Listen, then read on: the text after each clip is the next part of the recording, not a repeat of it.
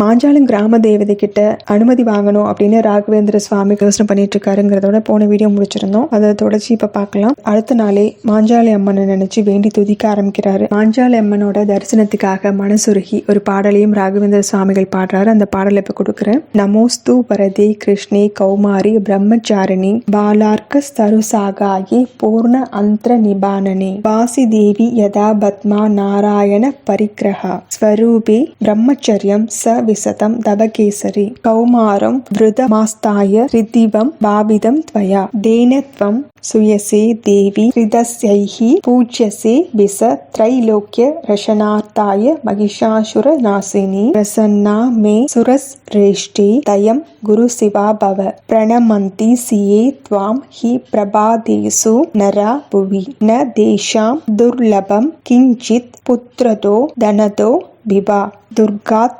தாரயசே துர்கே தத் த்வம் துர்கா ஸ்மிருதா புதை த்வம் கீர்த்தி ஸ்ரீத்ருதி சித்திர்ஹி வித்யா சந்ததிர்மதி சந்த்யா ராத்ரிர் பிரபா நித்ரா ஜோத்ஸ்னா காந்தி சுபோதயே பிரணதஸ் சததா மூர்த்னி டவதேவி சுரேஸ்வரி திராஹி மாம் பத்ம பத்ராஷி சத்யா பவஸ்ய நமக சரணம் பவமே துர்கே சரண்யே பக்த வத்சலே அப்படிங்கிற துதியை பாடி முடிக்கும் மாஞ்சாலி அம்மன் அவருக்கு காட்சி கொடுக்குறாங்க.